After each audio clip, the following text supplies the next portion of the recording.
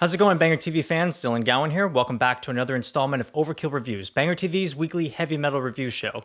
I am back at my practice space giving you guys another prog metal album review. This week, I'm not going to be reviewing a new album. Instead, I'm going to be tackling an album that I missed back in February.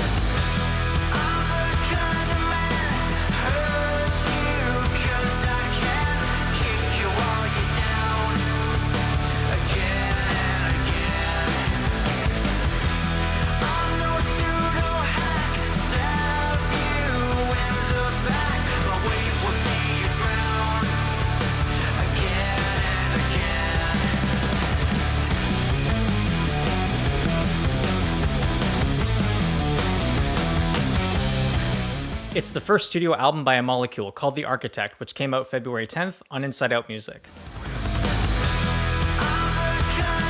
Emolecule was formed in 2020 by Simon Collins and Kelly Nordstrom.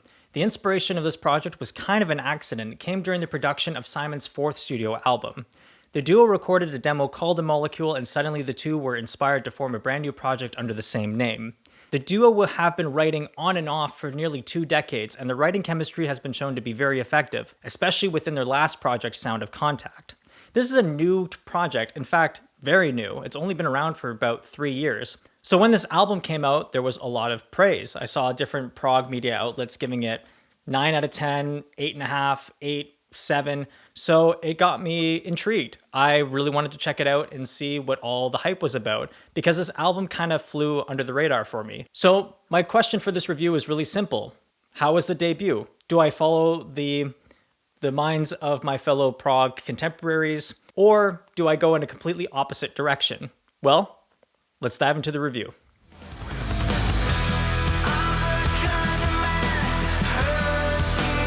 After listening to this album several times, I found it to be a very interesting and at times a bit of a polarizing listen. It feels like this band is still experimenting to find the sound that they're looking for, and that in and itself is encouraging that they're still trying to figure out an idea that really works for them.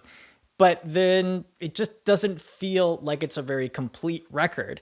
It's like the inevitable growing pains of a new project. Each track has something good to offer, but each is a little bit unpolished. Take, for example, the opening track, Emolecule, which has a really cool industrial element in the intro before diving into a very hypnotic verse, which all sounds great, but it just drags out a little too much, and it kind of took me out of the track a little bit. However, the heavy guitars that kick in later on in the song got me right back on board. The ambient part's really cool, but again, it kind of drags out a little bit too much. It doesn't really kind of grab my attention, but the heavy breakdown at the end is awesome. It's great, and that's the perfect way that they could have ended this track. It's a good song, but it feels like a few alterations would make this a great song. Mastermind is another great example of this, how it has this bit unsettling, uneasy atmosphere that surrounds the first bit of the song, and there's a good sense of drama with it, and you're wanting it to just build into something that's really impactful. It doesn't reach the potential that this track has, and there's good solid moments to it, like the tom groove I thought was cool. It has a bit of a push-pull effect, and I will give this track credit. It does take you in a direction that's a bit unexpected with the addition of having this really kind of heavy orchestra, and it's cool that it's building and it has this kind of bombastic sound, but it doesn't go anywhere. And it just feels like it's just thrown in for the sake of throwing it in. And you kind of waste the suspense of the track by just jumping into this calm section that follows after. And even the kind of heavy palm muted part at the end, it doesn't build into something. It just feels like all of these ideas just don't really bind well together. You have sections of good parts, but there's no other section that connects all of these ideas together. There are songs on this album that aren't as ambitious, and they're a bit more simplistic, like Prison Planet, Moment of Truth, My You, The Universal. They're all solid songs, just decent riffs accompanied by solid drumming, and they all have the kind of ethereal atmosphere. They all flow more consistent, and it just feels like the introduction of all these ideas just are better. Beyond Belief is one of those songs that really stands out as like one of the better songs on this record. It feels like it's one of the more kind of complete songs in terms of setting up new ideas and reintroducing old ones.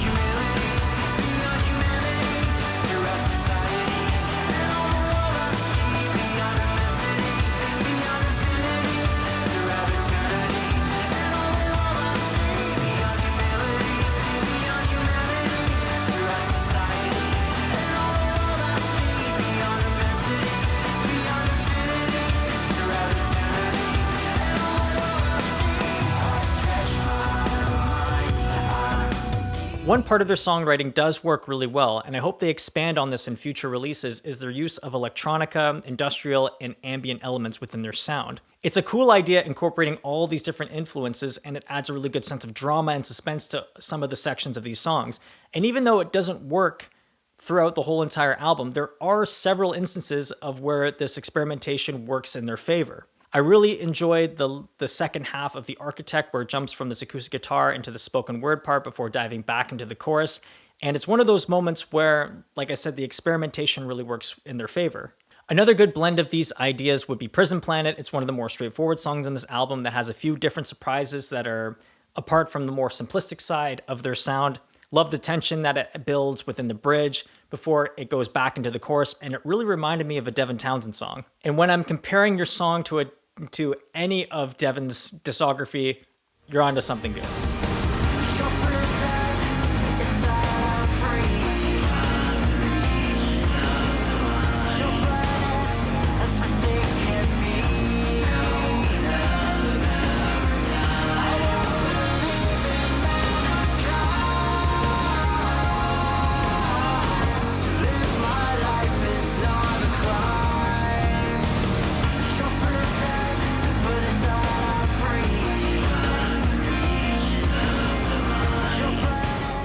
Kelly and Simon's performances were strong on this album. Simon is an excellent vocalist and has a great use of dynamics, especially on the track Like Awake, which demonstrates that perfectly. It's very melancholic and at times it's very soothing and it shows a ton of great emotion, but there's also a bit of grit in his voice that is scattered throughout this record, like on Prison Planet and The Architect.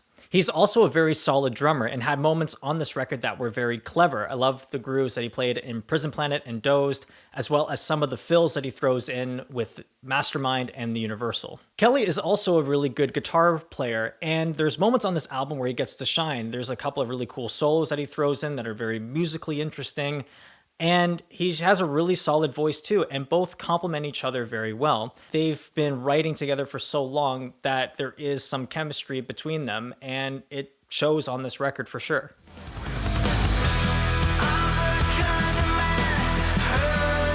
The dystopian future and the fear of technology and those types of concepts, especially within prog metal, have kind of been overdone, and it's a bit cliche at this point.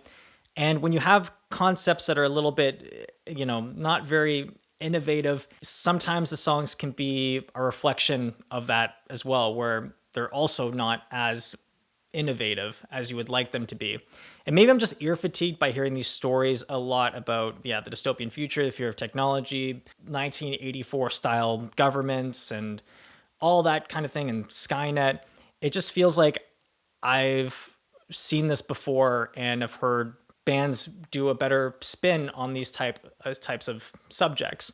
It just feels like the lyrics weren't as strong as I would like it, but they're well executed. You have a band that has some really good ideas within every single song that they have on this record.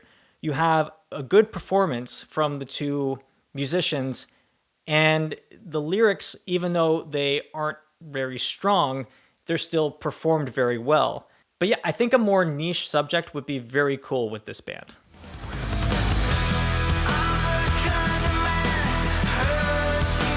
The overall production on this album is very good. Everything is well mixed, well balanced. Everything is very audible. The drum and guitar tones are great and they fit for what they're trying to go for.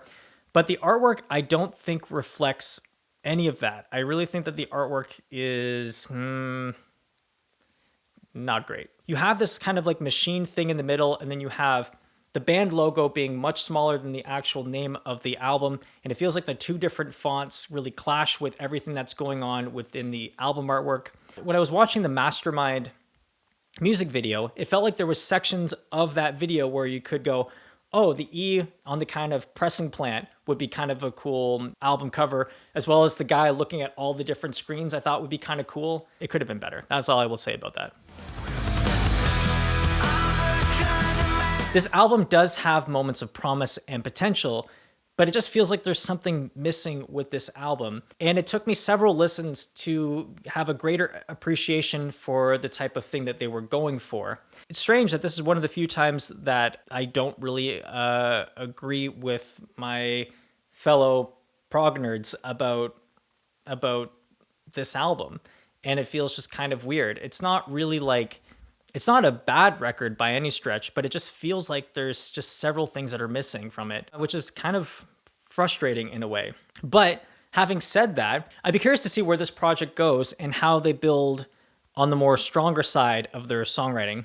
But time will tell. Emolecule for me, this album gets a 3 out of 5 skulls here on Overkill Reviews. All right, time for some shoutouts. Here are a couple of prog albums I highly recommend you guys checking out. First up, I would recommend Holocene by the Ocean, which came out May 19th on Pelagic Records. This is an absolute fantastic album, has a lot of great atmosphere, great grooves, great vocals, great lyrics, just everything that you look for within a progressive metal album. So definitely check that one out. Next up, I would recommend Haken with Fauna, which came out March 3rd on Inside Out Music. Again, this is probably one of the best albums that Haken has ever put out. This is definitely a contender for Album of the Year for sure. The third band I would recommend, you could make the argument that it is a prog band, and also you can make a pretty convincing argument that it isn't, but either way, this is a really solid record, and that is Take Me Back to Eden by Sleep Token, which came out May 19th on Spine Farm Records.